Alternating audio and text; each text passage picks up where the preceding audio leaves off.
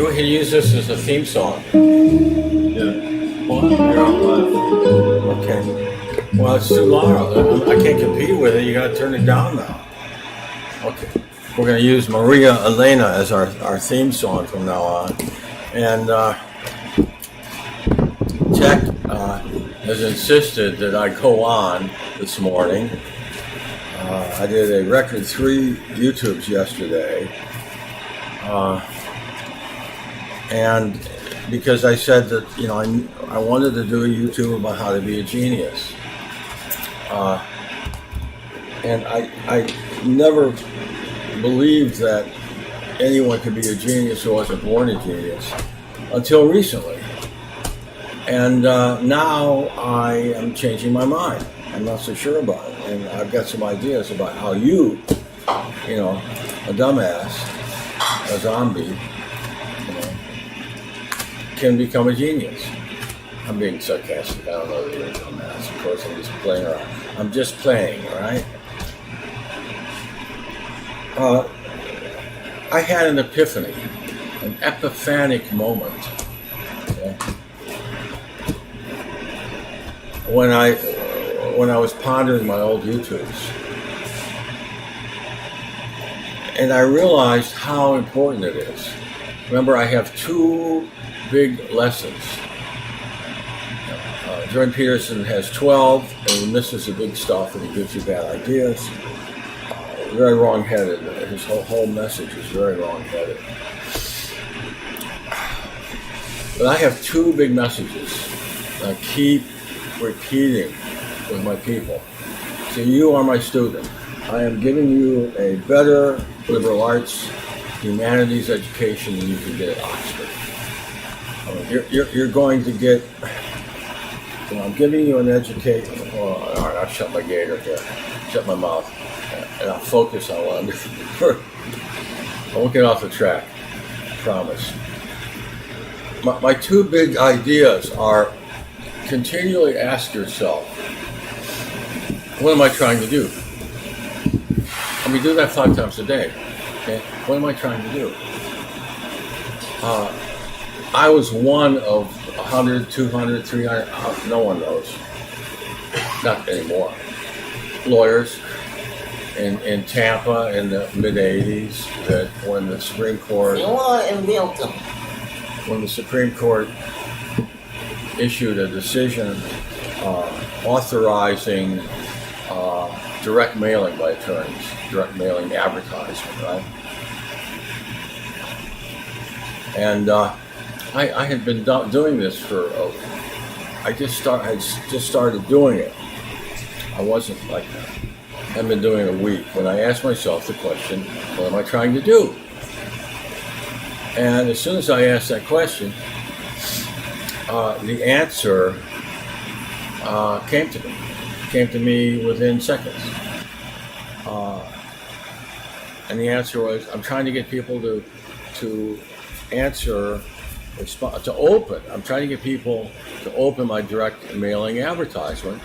When you look at the envelope and this word advertisement jumps off. Bar rules required us to put it in one size larger print than all of the other language on all the other print on the envelope.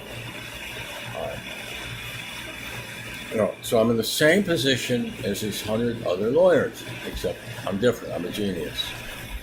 And one of my defining traits is that I continually ask myself, what am I trying to do? And so as soon as I asked that, the answer popped, was obvious. I'm trying to get people to open this envelope. All right. As soon as I realized that was the problem, and I started searching for the answer. It took me exactly, 10 seconds to figure something out. And I figured this out without having any education, at college or elsewhere, in the cognitive elements that went into this solution. I mean, you would think that someone who had studied advertising, graphics, psychology. I never took a single course in any of these subjects. The answer is so simple. You're going to hate my guts, I know, but don't hate me because I'm competing now. Here I am, a little sole practitioner, and I'm competing with the big boys who have got to hook up with a bar, and so they can send an investigator to hospital beds. It's called ambulance chasing. So the big cases, I don't get them because they intercept them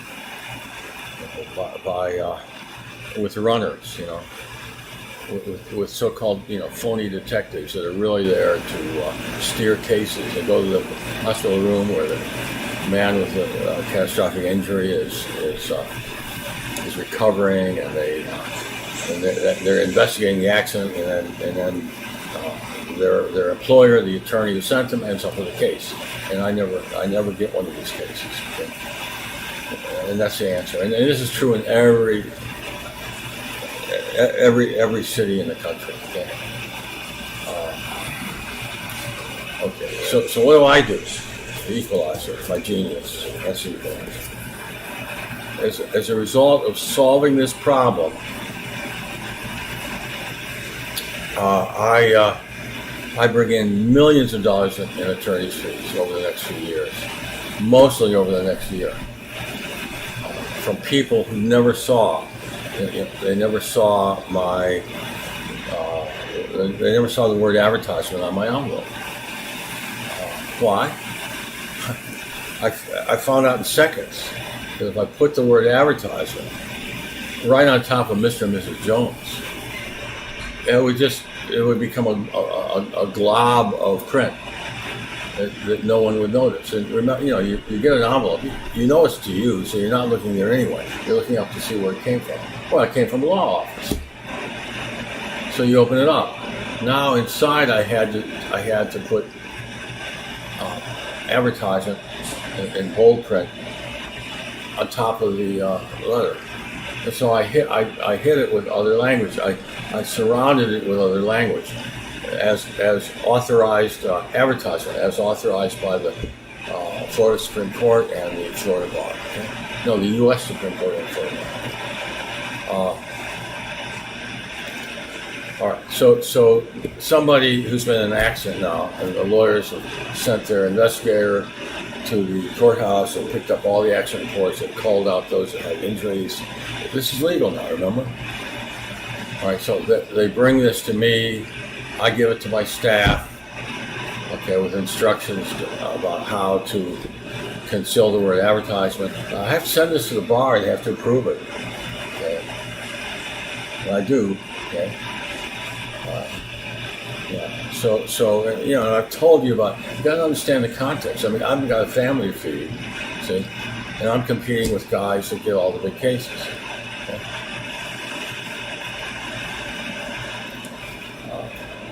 All right, so they open their mailbox, all these advertising letters fall out. But here they happen to get one that's the first one they get, and I make sure that I'm out first, is actually a letter from an attorney, me, because they don't see the advertisement. They open it up, they don't see the ad. Oh, ha ha ha ha. The goofballs I was competing with, my peers, they would send slick flyers, they were obviously commercial. What I did is, my letter, I had a great letter I had to compose, right? Telling them why they should come to me, why people should employ me, retain me. Okay? I asked myself, what am I trying to do? Remember that, okay? So the two big questions: what does it mean, and what am I trying to do? Okay. I'm trying to make it look like this letter came from the law office, which it did. Okay, and it's just a letter from a lawyer. It's not an advertisement, right? So what do? I use expensive bond paper. Okay, the same paper same stationery I use in my work, and I signed every letter with a Mont Blanc. Okay, separately I got a pile of stuff pile of these letters on my desk, and I'm signing them all. That's the work I did. I didn't have to do anything else. I had, I had one. I told you about the 13 cases that I picked up, unwanted cases out of the garbage from attorneys that hadn't done any work on them and were not going to file suit on them. I took them all to trial, and I won all of them. I got the verdicts. I asked from exactly what I asked from all 13 jurors. So all I had to do was go through the motions. Not 90% of your cases are going to be soft tissue cases. They're going to be no liability cases. Liability cases for a car accident is rare because 95% of accidents happen in intersections when somebody rear ends somebody else at the stop sign or the red light, or they happen in intersections because somebody ran a stop sign or ran a red light. Okay, so there's no liability issue. So the only issue is in Florida would have been whether the person had a permanent injury and therefore could sue under Florida law under the Personal Injury Protection Act, I think it's called. You had to have a permanent injury to sue for non-economic damages. Otherwise, you only received damages for wages and medical bills as economic damages. Pain and suffering, no. You can't sue for them unless you have a permanent injury. And then the car insurance was designed to pay for the first $20,000 and your wages, $10,000, and your medical bills, $10,000. So this was to eliminate or minimize, reduce litigation. See, that was the purpose of the no-fault law. Yeah, that's what it was called. It was called the no-fault law. If you've got these medical payments and loss of earnings payments from your own insurance, okay, which you were required by law to carry, okay, as a condition of having a driver's license in Florida. You had to buy this minimal no-fault insurance. Right? So in every one of these cases, the person says that their back and or neck hurts. You're not God. You don't know whether it's true. It could be ruining their life, or they could be making it up. The doctor knows. So you refer them to a orthopedist who treats them and evaluates them, and he gives them a diagnosis of permanency if they continue to have the complaints over 6 months. All right, now, then, in the rare case where I file suit, the insurance company sends them to Frank Chris, who does all the independent medical examinations, and he, without exception, finds that the people are malingering and they had no injury. That's the way the game's played. Frank Chris, I sent him I filed suit on a broken leg, a horrible residual. Guy's young man, 1 foot grows back, deviated, see, to the right. And Frank Chris, rest in peace. Frank Chris says he has no permanent injury. That's how extreme it was. All right, but all I had to do now, so I collect these thousands of cases now. Okay. I mean, I was getting 11 cases sometimes in 1 week. You're talking about a $3,000 fee, a $3,300 fee, actually 1/3.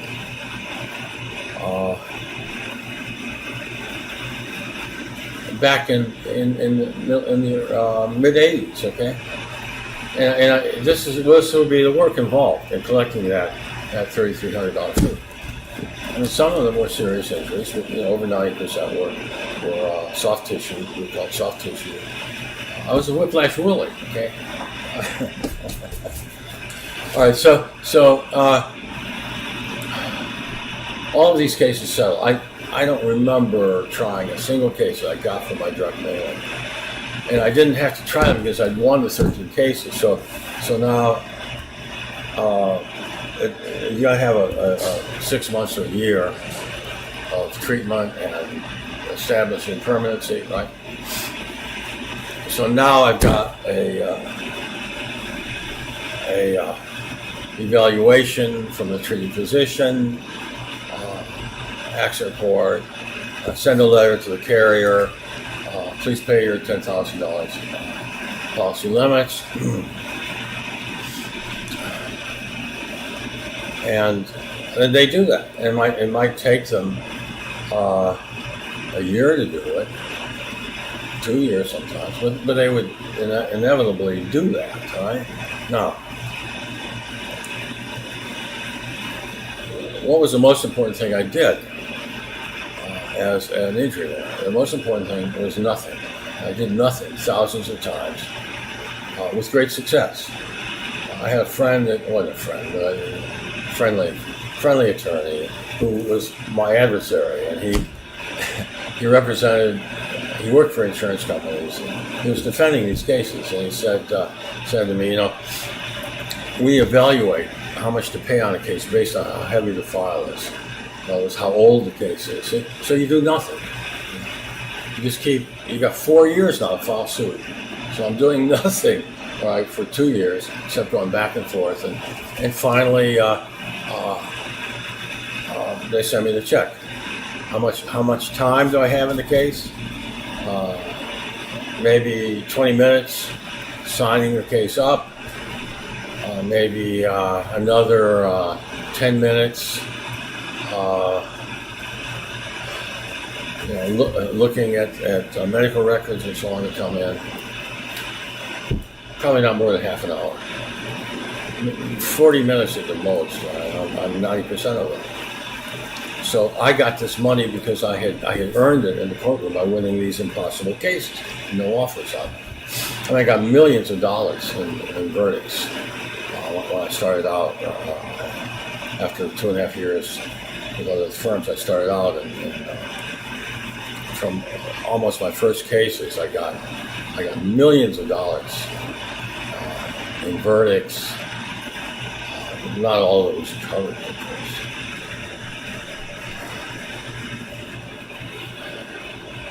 Yeah, but I had to work for it. I mean, I had to walk on water. I mean, you look at J&H Auto Trim versus Lloyd's of London. I mean, nothing like that has been done since Jesus multiplied the fish and the loaves. All right. I mean, that was like a miracle. It's interesting. You're thinking about being a lawyer. Do I know why I won any of these certain cases? Hell no. How could I possibly know that? The juries will have to meet with me and tell me why they ruled in my favor. See? They're the only ones who know. So I'm speculating. But you have. My brain is like a supercomputer. I mean, it takes in 10 times as much data as the average brain. And I have identified a number of factors that these cases have in common. So I can speculate and with some confidence. Actually, I can tell you why I think I won all these cases and got exactly to the penny what I asked from the juries. These were cases that no attorney in the history of the world would have taken, right? Just look at J&H Auto Trim. You're not going to believe it. Because it doesn't explain how I won the case. It just tells what the facts were, which are just breathtakingly bad for me.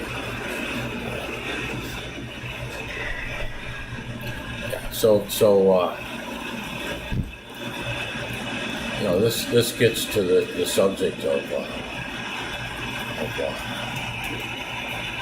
the rules of life. Now we're talking about rules of life. Why you should ignore Jordan Peterson's advice about shouldering responsibility. creating goals for yourself.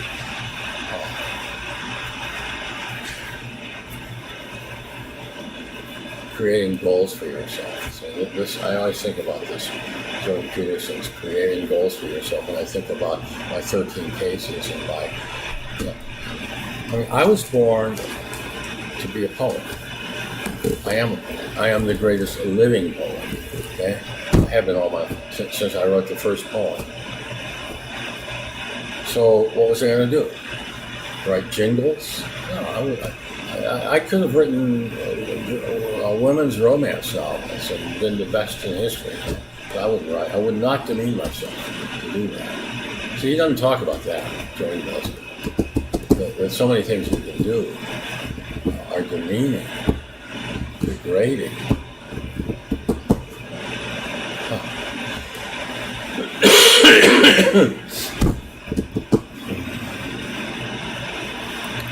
I mean, I could have gone to, I get out of law school, or I get out of high school.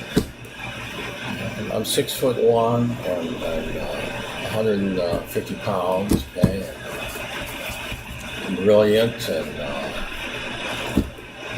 affable, engaging personality. I could have gone straight to Palm Beach and married someone who was 50 years older and who had inherited billions of dollars. That never entered my mind to do that. I mean, that would have been a slam dunk for me.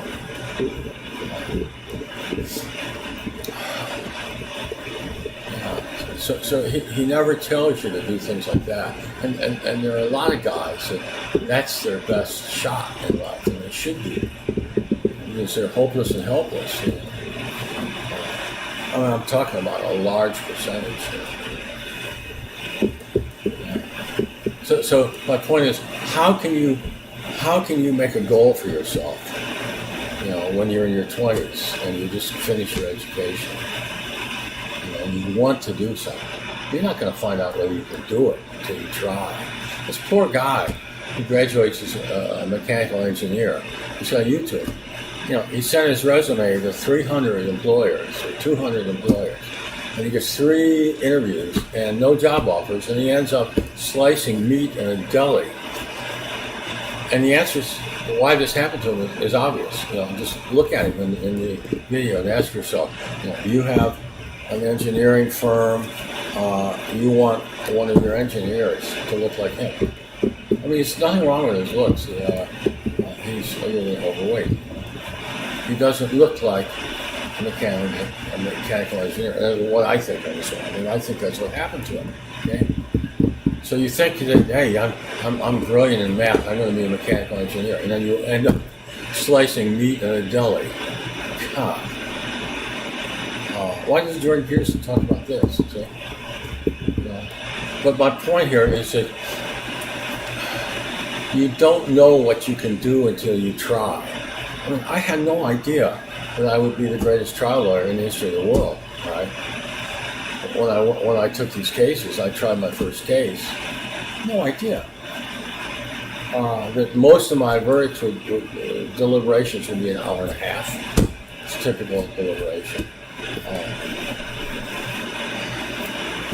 No, I had no idea until I tried, and I was forced to do it because I make a living.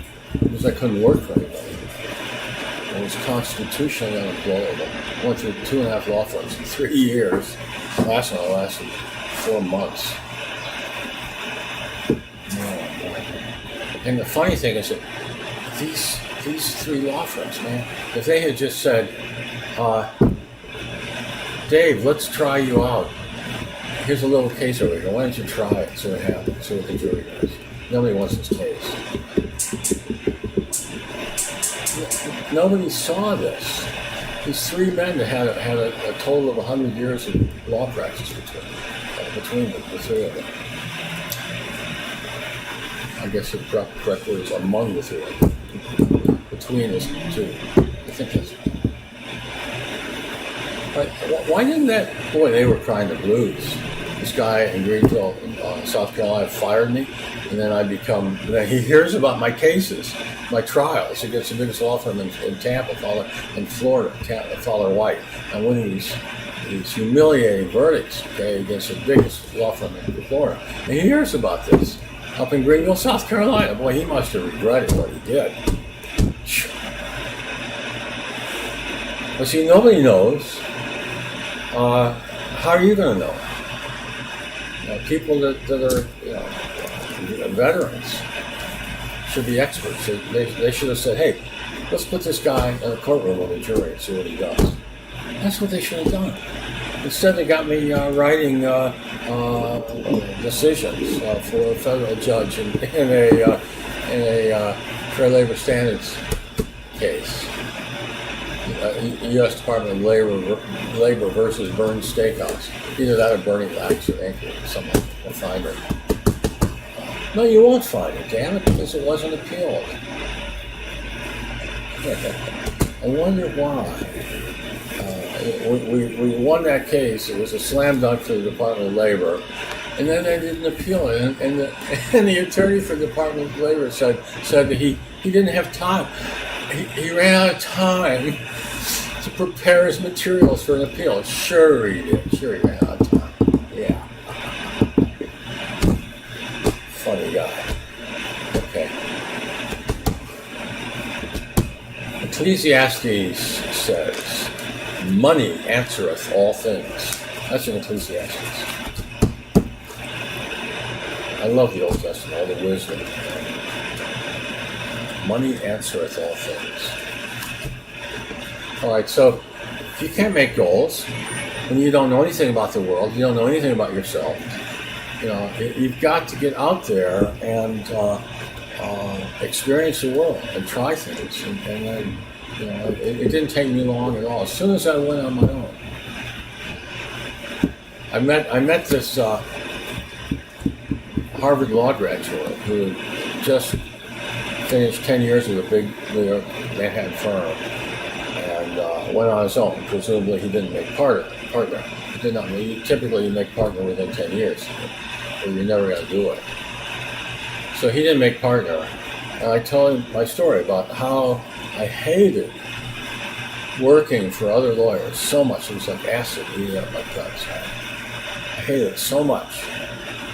I bought $300,000 in accidental death life insurance, which had a incontestability clause after 2 years. So that after 2 years, if you blew your brains out after 2 years, they had to pay in this case, it was, this is 1970 that I did this. They had to pay the $300,000 policy.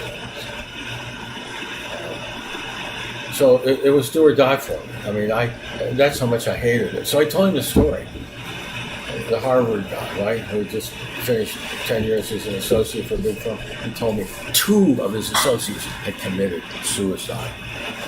See, that's when it's so fun. So fun.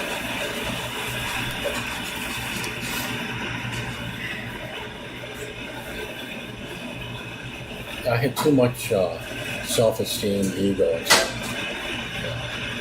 To work for a law firm. Couldn't do it.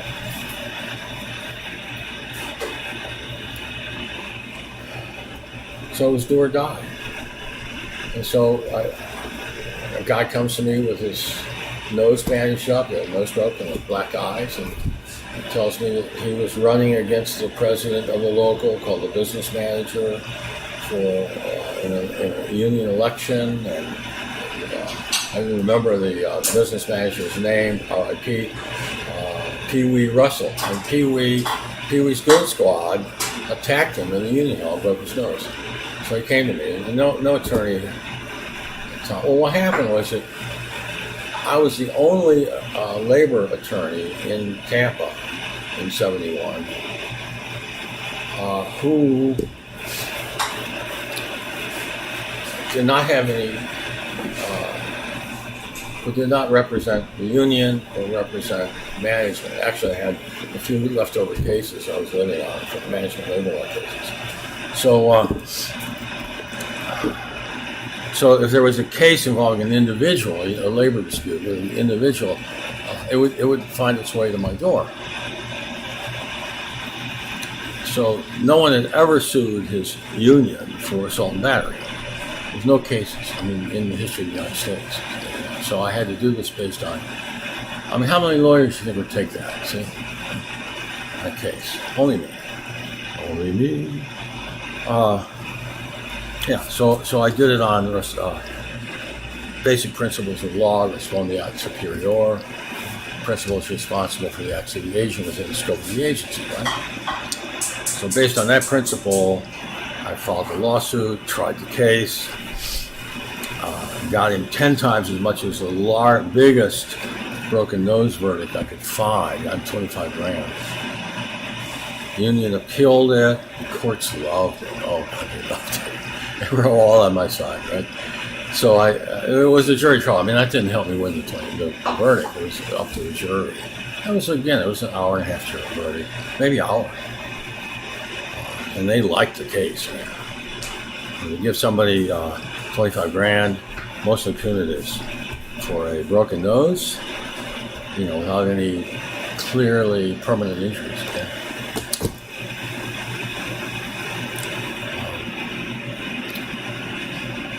So I find out that I'm a brilliant trial lawyer. I can really advocate in the courtroom. I can get to the jury. I found out with that case. And that was an incredible epiphany for me. I had no idea I could do that until I did it. How many trial lawyers, try cases? You would be amazed at, you go around to each one. Maybe there's 1,000 in town. How many cases have you tried? 3, 2. How many did you win? None. Okay. That's why he stopped, right? That's typical.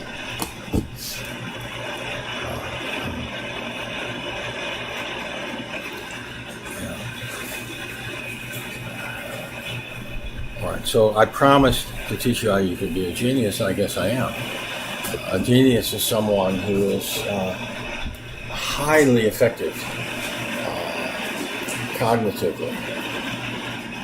I don't care about this poor guy that had 160 IQ and an outlier.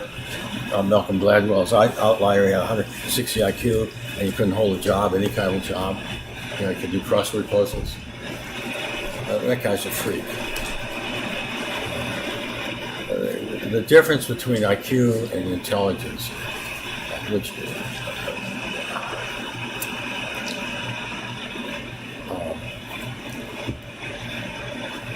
Jordan Peterson doesn't seem to understand that. Psychologists don't seem to understand. And because they don't understand, because they don't have it.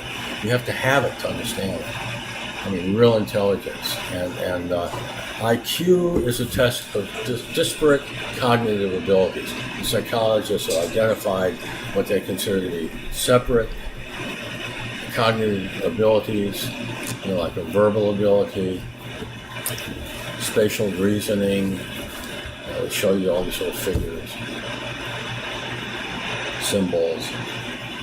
They've identified these disparate cognitive abilities, and then they test you on each one, and they for whatever reason, they weigh these things according to what they think their importance is, and they come up with a quotient, an intelligence quotient, and that's basically where you score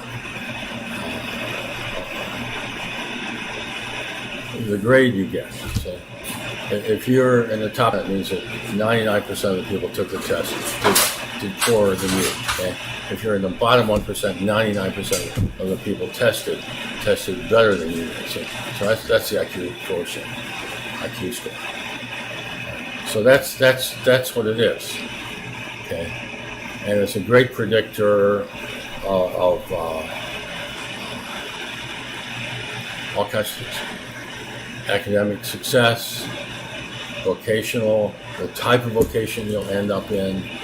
You're not going to be a doctor if you have 100 IQ. It's not going to happen.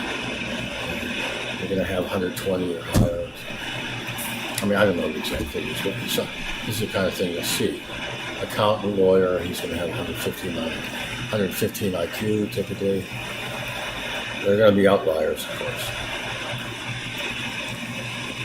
So IQ tests probabilities, academic achievement, type of vocation you'll end up with. Okay. All right, but I analyzed this act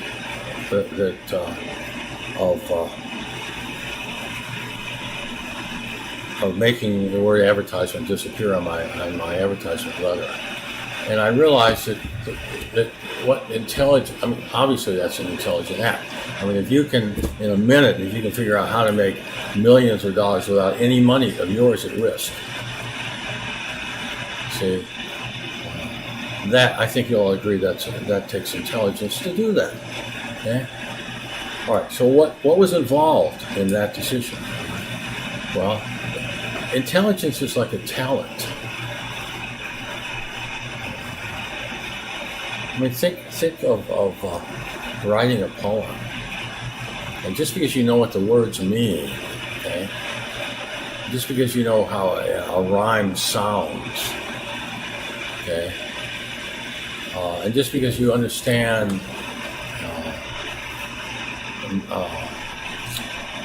meter, the cadences, you're sensitive to the cadences, that doesn't mean you can write a poem.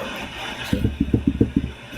Writing a poem involves a certain talent. See, so what I did was utilizing my knowledge. Just think about what I did.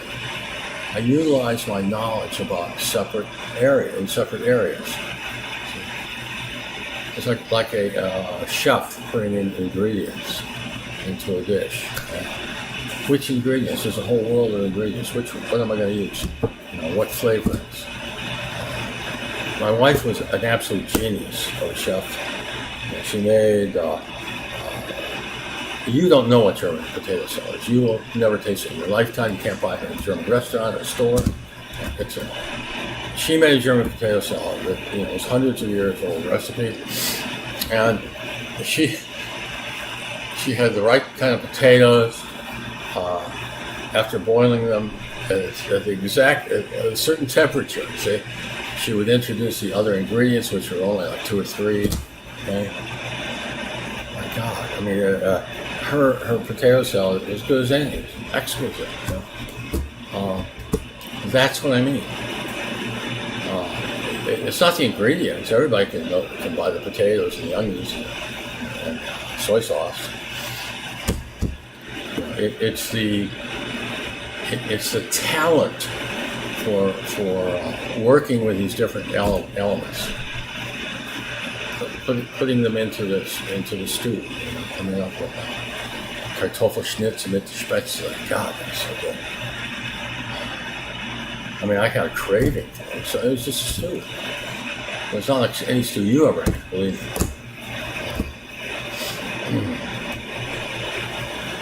Unless you come from a little village in Germany, then you know what I'm talking about.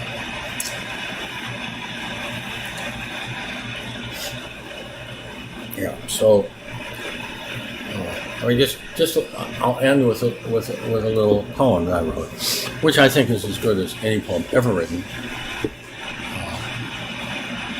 Of its type and length. You don't judge a lyric poem that's 8 lines long against Homer's Iliad. You judge it against similar poems. You notice I'm using words everybody knows, thoughts everybody's had. What's the big deal? Why is it that nobody alive in the world today can write a poem that is the equal of this poem? Why is it? Okay. Of course, the answer is obvious. It's not IQ score. It's talent. Ode to Spring. I'll give you a setting. In Michigan, being out in the country, living out in the country, on a little farm in Michigan, freezing all winter and spring. And spring comes and you have to acclimate for a minute to the change in the temperature, and it makes you a little nervous, maybe, or unease. Hence the line, itchiness in the air. That's what it's about.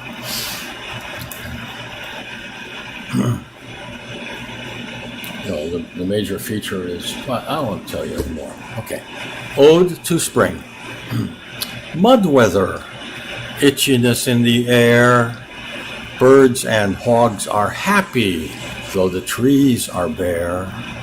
And there's still a dirty crust of snow on fences here and there. Mud weather, and the sun's got more land in heaven than before.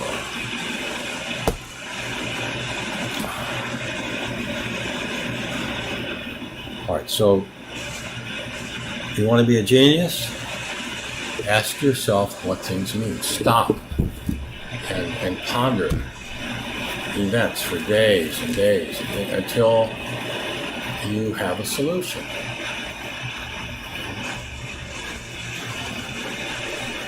I thought about the 5,300 Wells Fargo employees with their college degrees and their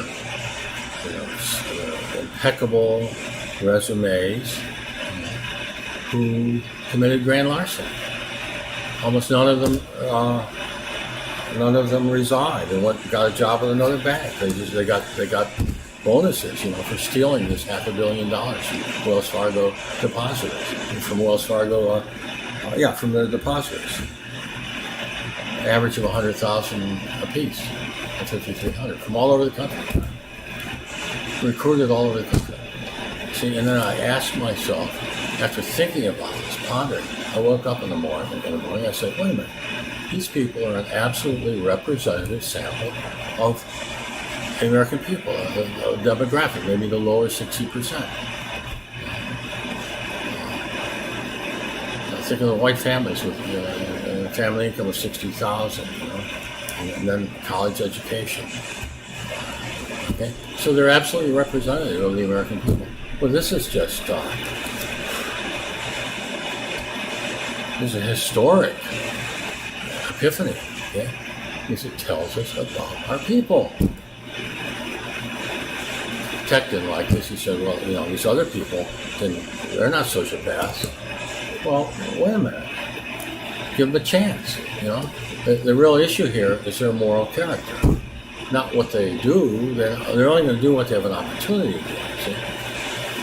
Or what they're motivated to do, what they're induced to do, what they're rewarded, see, for doing, see? And this has gigantic implications, in my opinion, in this epiphany. Of looking at something and saying, wait a minute, is this representative or is this an anomaly? So how difficult was that? And yet it could be world historical, as Hegel said, Welthistorische, world historical. This concept of is something a representative sample of a much larger group.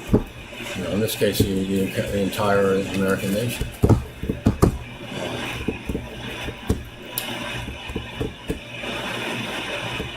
I'm not getting any comments. I know that people don't like what I'm saying. They're not going to like to hear this, and there's nothing nice. Right? But I mean, if you think I'm wrong, hey, I had one comment from a guy who made me change my mind. I went back and I looked at Carl Jung's collective unconscious. I said, no, I thought this was some kind of metaphysical concept he was talking about. And no, he was talking about societal pressure on the individual. So I was wrong, and I thanked the guy for it. That's the only meaningful comment I got, other than, get a better mic and get set up. Well, we're going to do that. We're going to get set up better. Yeah, but I want to hear from everybody. Here, I rewrote last night. Let me tell you what I did last night. I sat down and I rewrote one of the most important passages in Moby Dick. I want you to watch this YouTube on it, right? I rewrote this thing, and Melville had used 4 pages to describe this painting, this painting. He used 4 pages to describe a painting in the Spotted Inn. I said, this is too long-winded. You're going to lose readers, and I can do this better. I can do it better. So I took the 4 pages and I rewrote it in a page and a half. Okay, and so last night I read it. I read my version of the old oil painting of the whale, you know, in chapter 3 of Moby Dick, the Spotted Inn, chapter 3, the Spotted Inn. So I praised this material, this edition, this 1.5 page edition, mine. Okay, I praised it to the skies. This is one of the greatest passages in American literature. Okay? And then I said to people, you know, and I wrote it. You know, and I reminded them that I told them that, you know, I thought I could rewrite this and do a better job. I told that said that in the previous YouTube. And I wonder how many people caught this when I read it, because I had read them, Melville's 4 pages. Now I come back hours later and I tell them, well, here's the 4 pages again. And I wondered how many people realized it was mine. So please watch that YouTube. See, that shows you the benefits of developing your writing ability. That's what I'm giving you, a college education here. You cannot get at Oxford, greatest university in the world now, so rated. And you need to know how to write. And that's a very important skill. Okay? So here I'm teaching you, in this YouTube, in these 2 YouTubes, I'm reading this long-winded, goes on for 4 pages about this painting, and it has a certain charm. I'm not sure I captured it fully, but I did my best. So it's really sort of a lesson on editing. So so I want to hear people. I want to know whether or not I pulled the wool over people's eyes, and they thought that was really, I was rereading Moby Dick to it, when I read my own work to them. So I wanted to hear from people about that. And anything else you want to talk about, please subscribe. And I will see you with more soon.